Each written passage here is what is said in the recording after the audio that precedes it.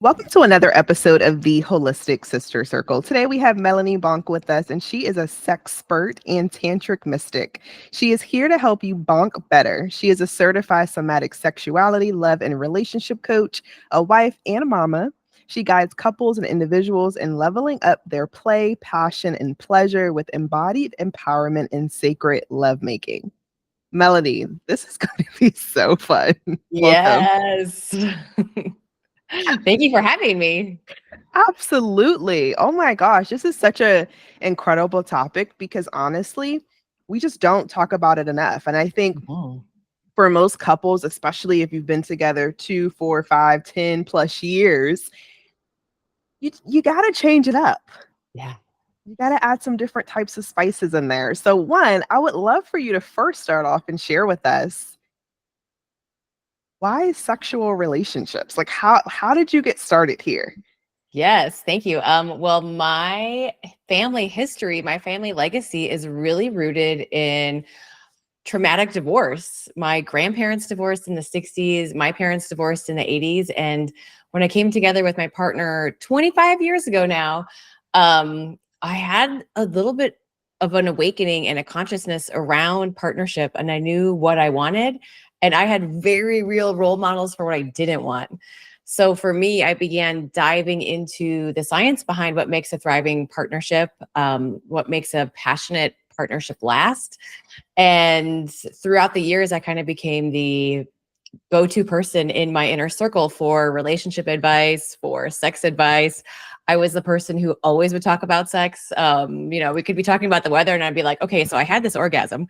Um, so I actually found a training program, a trauma-based training program, which is so important, especially talking about sex, love, and relationship, because we are all carrying trauma when it comes to our pleasure, when it comes to relationships, when it comes to love, and having the tools to really help folks move through trauma in a gentle, safe manner is just amazing. And I'm a somatic coach, so I'm always working with what's in the body, which is so much different than, like, let's just say talk therapy. Where talk therapy, you're in your cortex thinking, and with somatic work, it's really top to bottom, bottom to up, and we're using the whole body. So you're lighting up every single aspect of your brain, from the cortical part to the limbic feeling part to the primal part. So it's very rapid transformation and liberation into what it is that you see true.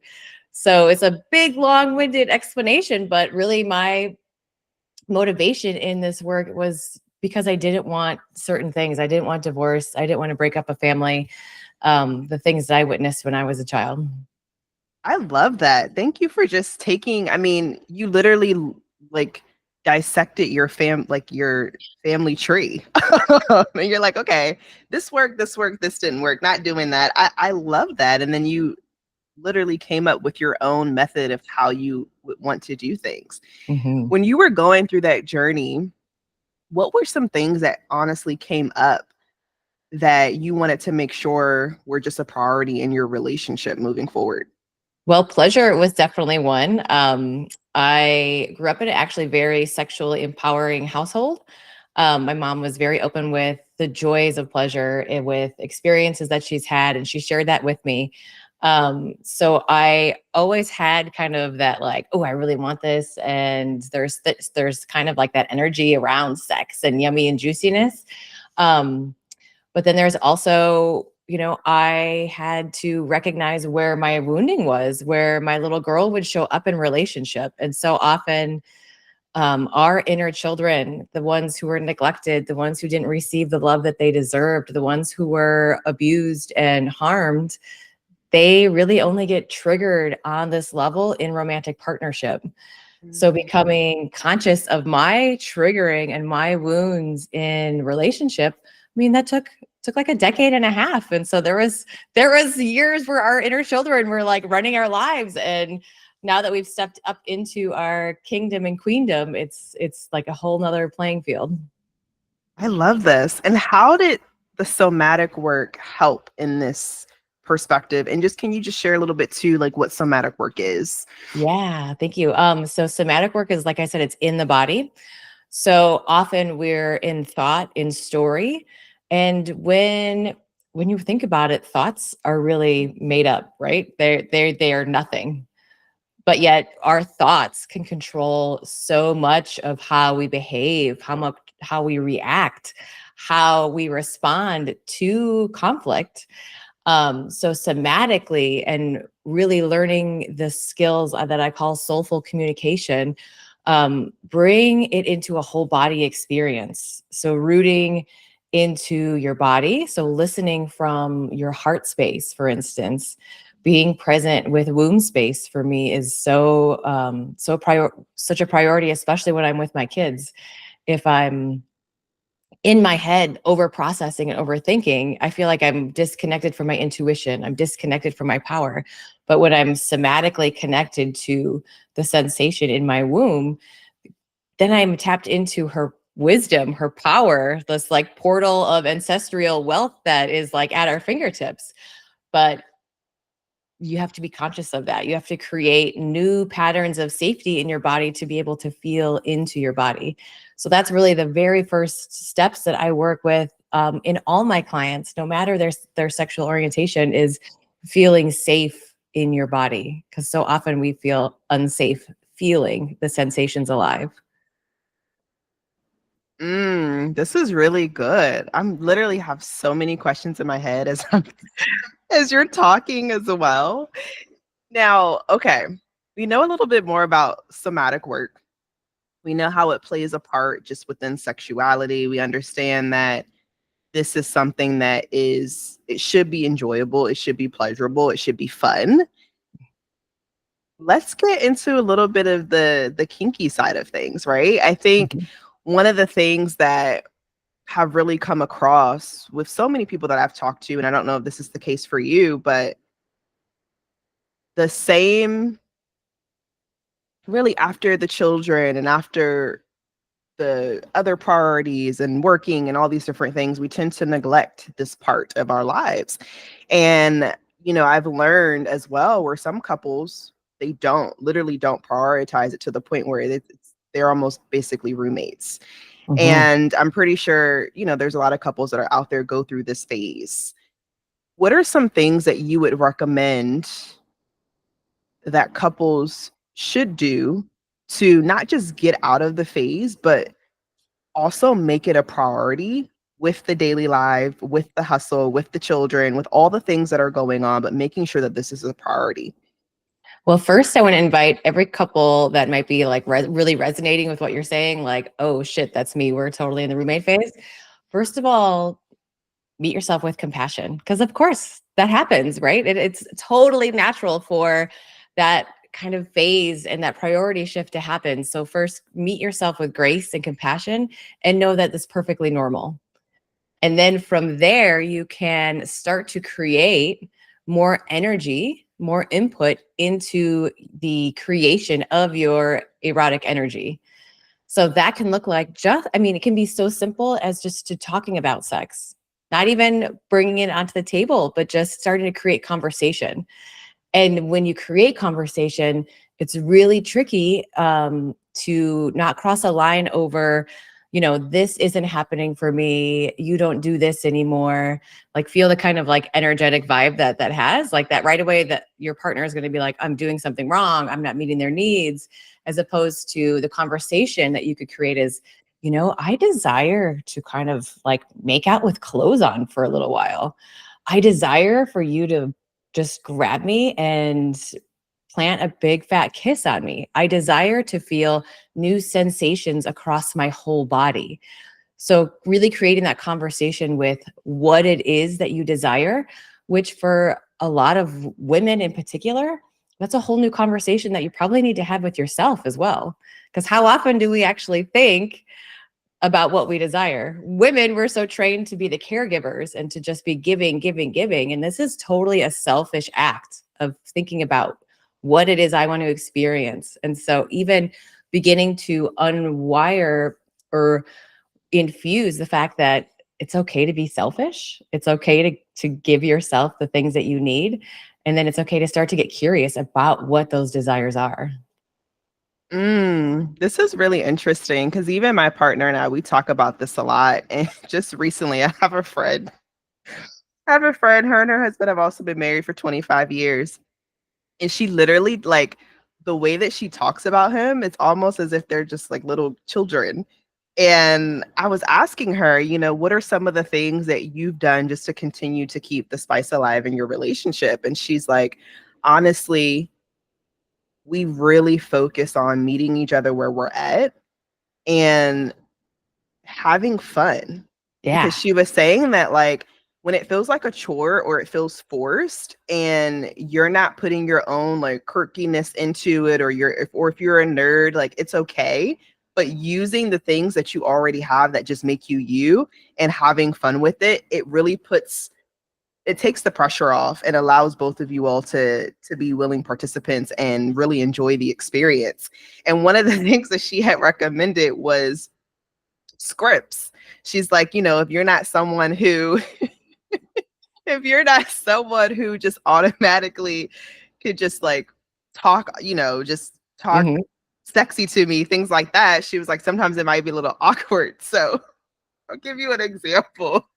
She was telling me, she's like, yeah, there was one time, when we first, like, the first like 10 years in, she's like, I would say like, okay, like, just talk dirty to me, like, just smack it, all these things. And he's like, I don't know what to say. And she was like, oh my gosh, you're just ruining the moment. So she was like, one of the things, like, because she was more of the aggressor. Hmm. And she was like, one of the things that she had to learn was just, that was just not his comfort zone. But Hmm. he was willing and he had the desire to learn and he did it in his own way. And they started doing scripts and it got him in the mode of like, calling her randomly in the middle of the day, like, what are you wearing? And Yeah. that opened up the conversation a little bit more for them to explore. So anyway, I share that Love it. story because I think it's so relatable to what we're talking about now. But for those people who just don't know where to start, I mean, because Hmm. like I said, my partner and I talk about it all the time as far as like, for me, I have the habit of just like, it's almost honestly like the last thing I think about.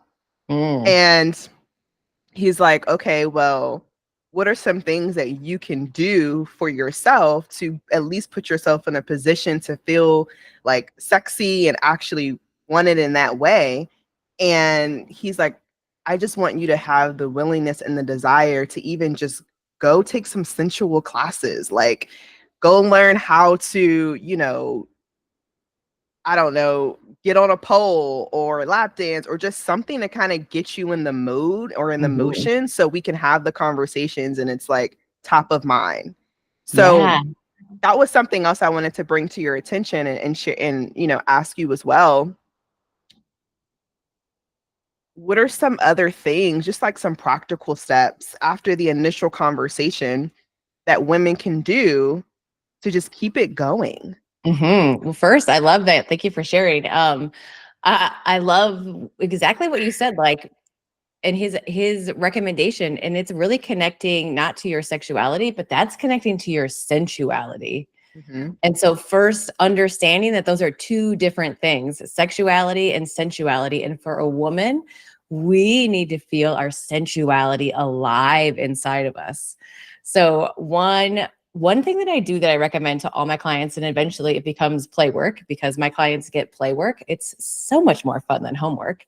Um, and that's sensual dancing. And that is where we are, as women, we're moving our bodies to whatever sound, whatever music you want that turns you on, but you're doing it alone. You're doing it for you. You're allowing the full liberation of your body to move, and it's not performative. That creates such freedom in our body, and it connects us right away to some of the holistic sex tools that I also teach, and that's movement, that's breathing. So as you're dancing, you can breathe right into pussy, and you can just imagine that that air is entering into your body, traveling down your spine and filling up your pelvic bowl. So simple things. And as a mother of 4 kids, as a wife of 25 years, I have to meet myself with pleasure first every day. And it's such Mm. a difference between how I show up for the kids. It makes such a difference in how I show up for work, such a difference in how I show up as a wife. So if I meet myself with pleasure, and it doesn't need to be a huge, long pleasure practice, which I love those as well. But if it's just like that sensual dance where I just am dancing and it lasts 2 minutes, but it's the first thing I do in the morning. Or what I always do every morning is I touch my naked body, I touch my skin. And every time I do that, I start to rewire what it is for me to be sensual, what it is for me to feel that sexy, that fiery, that vixen inside. And that's really working on removing the conditioning that we've all been taught, that I have stretch marks, I have scars, I've had babies. And so when I meet myself in that environment, even looking in the mirror as I rub my breasts, that is training my body, and it's awakening the sensuality that is inside of me and really charging up our erotic energy. So I would say, if I could give one piece of advice to every woman, it would be, first and foremost, the minute you wake up, you meet yourself with pleasure. You are in control and responsible for your pleasure. It's not anybody else's responsibility. And that's the same for orgasm. So it's like there were so many. I definitely know that in the past I have, well, my partner didn't make me come. No, it's my responsibility to have an orgasm. Oh my gosh. So this is really interesting. I'm so glad that you brought the topic up of like stretch marks and babies, because Mhm. one of the things that I was going to ask, like I've interviewed so many women, I've talked to so many women, especially those who, and even from a yoga practice perspective, like I have just taught like women and things like that in this practice. And a lot of them, again, have had children. They are not as small as they used to be or they once were. And they're trying to get back in shape, trying to feel, sexy and things like that. Some of them may have come from miscarriages, and just that emotional connection isn't always there, Mhm. which ruins the experience for yourself and for your partner, to be honest with you, regardless if it's just touching yourself from a movement perspective in a sensual dance, or it's actually that physical contact. What are some things that you've learned or just you've seen just like in your program with women who are having a challenge bringing in the emotional piece to whatever they're doing, regardless if it's, well, obviously it's going to start with them as the individual. So we can start there, but yeah, what does that look like, and how have they really been able to overcome that challenge? The first step that I take any client through and groups through is opening up the heart space, opening up and connecting to this unconditional love that lives at our heart. One of the biggest lessons that I've learned through Tantra is that we as individuals are the only ones that can love ourselves unconditionally. And like at first I was like, oh, that's bullshit. My husband loves me unconditionally. And then I was like, oh no, he has conditions. I'm raising my kids to have boundaries and conditions as well. If I don't treat them well, I don't want them showing up as a wet blanket. So it's almost like this aha moment where you're like, oh shit, I am the only one on the whole planet that can love me absolutely unconditionally. And then it's really tapping into what that looks like for each person, and how you can meet yourself with compassion, how you can meet yourself from that loving state, how you can meet the inner critic, because that's really all that's who's there in our minds telling us, oh, you don't look good in that outfit, look at your stretch marks. That's an inner critic, and that inner critic is fueled by culture, fueled by the patriarchy, fueled by so many different things, fueled by religion and our families and how we're brought up. So when you also become conscious of that, if you're connected to your heart space, you're really feeling that embodiment, and then you hear those voices come up, you can start to play with the inner critic. You can kind of create this like back and forth partnership with the inner critic and with that subpersonality. Oh, okay, I hear you, inner critic. I hear you saying that about my thighs right now, but let me tell you what these thighs can do. And it's having that connection and that playful relationship with the conditioning that we all have, and knowing, like I said at the beginning, the conditioning, our thoughts are created by society, and they're really nothing. It's really fake. I know it feels so heavy, and it feels so heavy in the body, but when you kind of put that lens on it, is like, oh, this is a bunch of bullshit passed down generation after generation. I don't need to subscribe to that anymore. Yeah. No, I love that analogy of it. And I think too, one of the things that has really been beneficial, at least for us in this season, is being around people who have very successful marriages and who have been married for years. And I'm not just saying like a couple of years, but in your case, like 25 years, and they've gone through different decades, literally, of stages of life and in their relationship together, but also as individuals.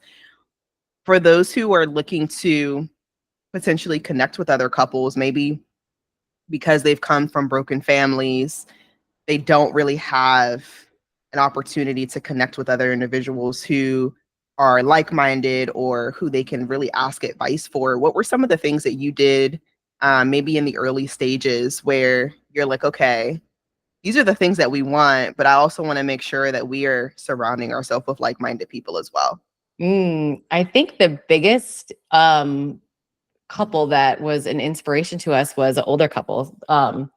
And I like to say that, like, you know, they're family members that we have adopted, or that now they can't get rid of us because we're in their lives, and they're in their 60s, and they really are a role model for my husband and I. And we, you know, we have an intimate relationship with them. They know what's happening in our lives. They know what's happening with our kids, as well as we're there for them anytime they need anything. And it's seeing a couple.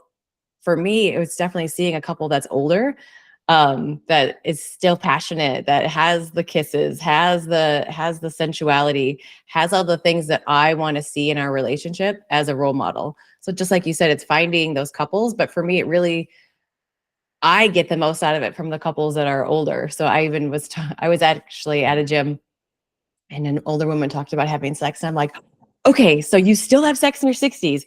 I mean, there's a little part of me that's in the back of my mind that's like, oh, once you get a certain age, it's just going to stop. And she's like, oh, that is nonsense. And I'm like, yes, thank you for that permission slip. That's awesome.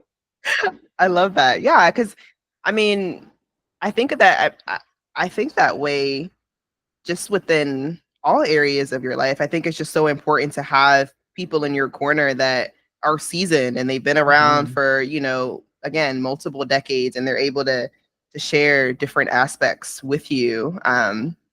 Just so you just like, okay, I'm not crazy here, like this is a thing, like this actually happened, and let's talk it through, and let's get better at this. So this is really great, and I'm grateful that we had the opportunity to share this today. Now, if anyone wanted to talk to you further, whether it's individual, whether it's a couple, can you just share what those steps look like and how they can Yeah. connect with you? Yes, excellent. You can visit my website. It's www.melaniebonk.com.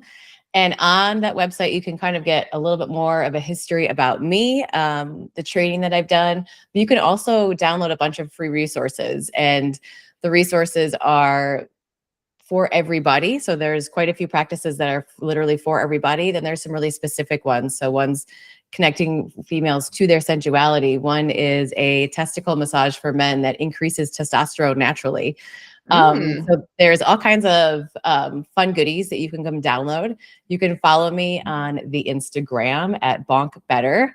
And I'm shadow banned because I say words like pussy and orgasm. So please follow me.